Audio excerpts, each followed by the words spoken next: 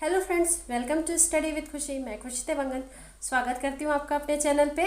आज हम मध्यकालीन इतिहास का जो लेक्चर शुरू करने वाले हैं उसका एक परिचय देखने वाले हैं कि आखिर हम मध्यकालीन भारत के इतिहास में पढ़ने क्या वाले हैं। देखिए, जो हमारा प्राचीन भारत का जो इतिहास है वो सीरीज़ लगभग ख़त्म हो चुकी है। उसमें हमने प्राग ऐतिहासिक काल से लेकर गुप्तोत्तर काल तक सारे वीडियोज़ कवर कर लिए हैं और जो दक्षिण भारत के राजवंश है उसमें संगम युग तक पढ़ लिया है।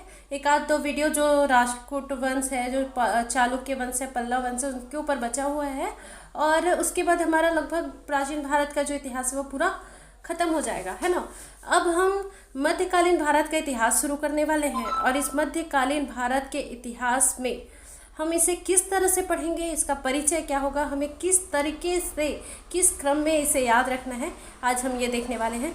देखिए, आप कोई भी टॉपिक अगर पढ़ते हैं, कोई भी सब्जेक्ट पढ़ते हैं, तो सबसे पहले आपके दिमाग में तो ये सारी चीज़ें क्लियर होनी चाहिए कि उसका सिलेबस क्या है, उसका प्रारूप क्या है, रूपरेखा कैसी है, ताकि आप वो टॉपिक जब याद करें तो आपको ना कि याद रहे बल्कि लंबे समय तक याद रहे और समझ के आधार पर हो, है ना। तो आज हम वही देखने वाले हैं जो हमारा प्राचीन भारत का इतिहास हमने पढ़ा, जिस क्रम में पढ़ा बिल्कुल वैसे ही मध्यकालीन भारत का इतिहास हम उसी क्रम में पढ़ेंगे, स्टार्ट से करके कहाँ से मध्यकालीन इतिहास का स्टार्टिंग होता है और कहाँ पर जाकर मध्यकालीन इतिहास जो है वो ख़त्म होगा और आधुनिक भारत का इतिहास स्टार्ट होगा। तो चलिए वीडियो को स्टार्ट करते हैं। तो सबसे पहले हम इसे पूर्व मध्यकाल, यानी जो मध्यकाल स्टार्ट होने का जस्ट पहले का काल है, पूर्व मध्यकाल, उसको देखेंगे।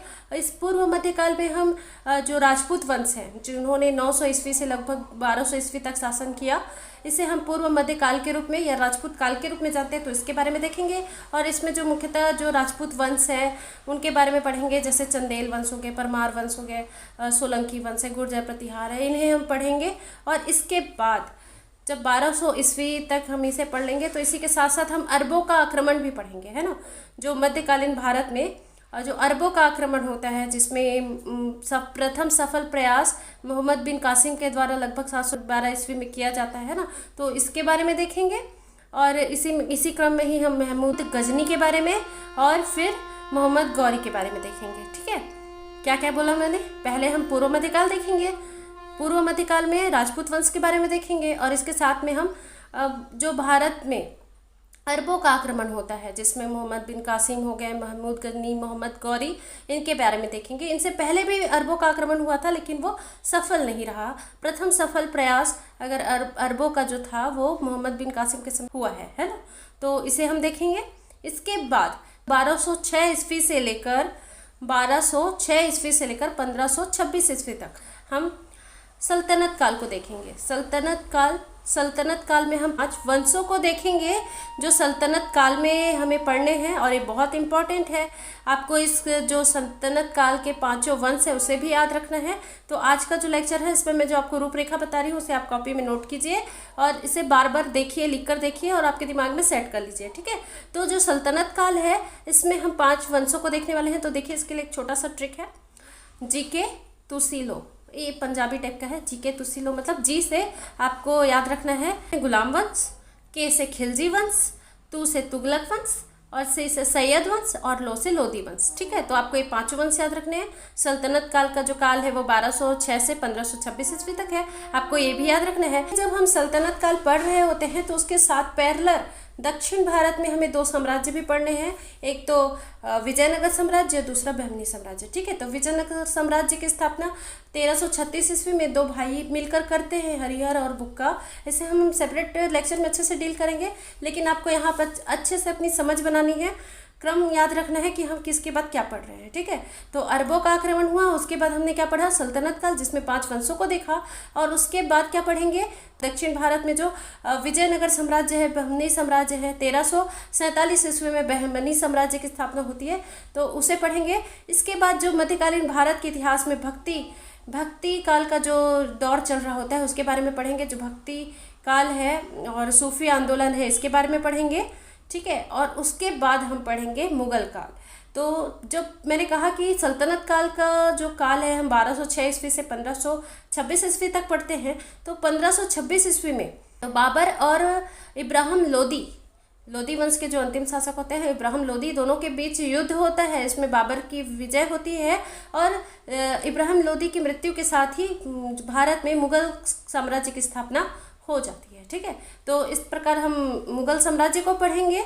और मुगल साम्राज्य के बाद औरंगजेब की मृत्यु जब 1707 ईस्वी में होती है, तो उसके बाद का जो काल है जिसे उत्तर मुगल काल के रूप में जानते हैं, तो उसे भी देखेंगे। ठीक है, उत्तर मुगल काल में हम 1707 ईस्वी के बाद से जो 1857 का जो युद्ध होता है वहाँ तक की सारी घटनाओं को देखेंगे और उसके बाद हमारा आधुनिक भारत का इतिहास शुरू हो जाएगा।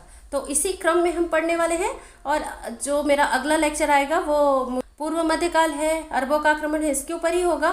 तो इससे पहले आपको ये सारी टाइम लाइन, टैग लाइन जो मैंने बताया ये आप बार बार लिखिए और एक बार याद करिए किस क्रम में मैंने बताया। इसी क्रम में हम मध्यकालीन भारत के इतिहास पढ़ने वाले हैं और आपको ये चीज़ें याद रहेंगी। तो इसी क्रम में समझ आधारित आपकी जो नॉलेज है वो अभी नहीं, हमेशा के लिए, मतलब आपको एग्ज़ाम में काम आने वाली है। लॉन्ग टाइम आप याद रख पाएंगे, पर आपको रूपरेखा, आउटलाइन और इस टाइप से ये सारी चीज़ें याद होनी चाहिए। ठीक है, तो क्या क्या बोला मैंने, चलिए एक बार रिकॉल कर लेते हैं। मध्यकालीन भारत के इतिहास में क्या पढ़ने वाले हैं, तो सबसे पहले पूर्व मध्यकाल जिसमें हम राजपूत वंशों के बारे में पढ़ेंगे। ठीक है, फिर अरबों का आक्रमण पढ़ेंगे जिसमें मोहम्मद बिन कासिम, महमूद गजनी और मोहम्मद गौरी के बारे में पढ़ेंगे। उसके बाद 1206 ईस्वी से 1526 ईस्वी तक हम दिल्ली सल्तनत के बारे में पढ़ेंगे, सल्तनत काल के बारे में पढ़ेंगे जिसमें 5 वंशों के बारे में पढ़ेंगे। मैंने क्या बताया, जी के तुसी लो, है ना। तो जी से गुलाम वंश, के से खिलजी वंश, फिर तुगलक वंश, फिर सैयद वंश, फिर लोदी वंश के बारे में पढ़ेंगे। ठीक है, इसके साथ ही जो दक्षिण भारत में पैरेलल चल रहा है उसके बारे में भी पढ़ेंगे। कौन कौन से वंश, कौन कौन सा साम्राज्य बोला मैंने, एक तो विजयनगर साम्राज्य और दूसरा बहमनी साम्राज्य। ठीक है, विजयनगर साम्राज्य की स्थापना 1336 ईस्वी में होती है और हरिहर और बुक्का नामक 2 भाइयों ने मिलकर करते हैं ना। और वैसे ही बहमनी साम्राज्य की स्थापना कब होती है, तो 1347 ईस्वी में होती है। तो ये दोनों को भी हम सेपरेट लेक्चर में डील करेंगे।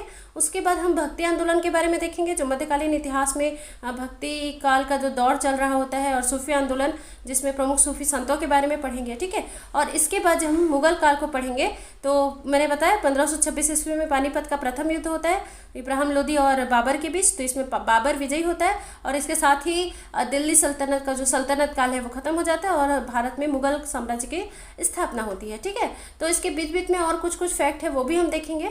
और मुगल काल पढ़ने के बाद 1707 ईस्वी में जब औरंगजेब की मृत्यु हो जाती है तो 1707 ईस्वी से लेकर 1857 ईस्वी तक हम उत्तर मुगल काल देखेंगे और उसके बाद हमारा आधुनिक भारत का इतिहास शुरू हो जाएगा। तो आई होप आपको इतनी चीज़ें समझ में आ गई होंगी। तो ये चीज़ों को आप एक आउटलाइन बनाइए, बार बार रफ में कोशिश कीजिए और इसी फ्रेमवर्क में आपको पढ़ना है, आगे भी पढ़ना है, ताकि आपके पास चीज़ें जो हैं वो लॉन्ग टाइम तक याद रह सके और अच्छे से याद रख सके। आई होप आपको इतनी सारी चीज़ें समझ में आई होगी। तो चलिए ठीक है, नेक्स्ट वीडियो का आप इंतज़ार कीजिएगा। अगर आपको मेरे वीडियोस अच्छे लगते हैं, कंटेंट अच्छे लगते हैं, तो प्लीज़ ज़्यादा से ज़्यादा लोगों तक शेयर कीजिए ताकि इसका लाभ औरों को भी मिल सके, क्योंकि ये बिल्कुल फ्री एजुकेशन है। और ऐसे ही मैं आपके बीच क्वालिटी कंटेंट के साथ हमेशा अच्छे वीडियोस लेकर आते रहूँगी, सारे सब्जेक्ट के वीडियोस आप लोगों के बीच लेकर आते रहूँगी। तो प्लीज़ ज़्यादा से ज़्यादा लोगों तक शेयर कीजिए, चैनल को सब्सक्राइब कीजिए। मैंने अभी तक जितने भी सब्जेक्ट पढ़ाए हैं, चाहे कॉन्स्टी हो या एशियन हिस्ट्री हो, तो सबका लिस्ट जो है आपको प्लेलिस्ट में मिल जाएगा। तो आप वहाँ से भी सारे वीडियोस देख सकते हैं। अगर आपने अभी तक चैनल को सब्सक्राइब नहीं किया है तो चैनल को सब्सक्राइब जरूर करें। वीडियो को लास्ट तक देखने के लिए थैंक यू सो मच।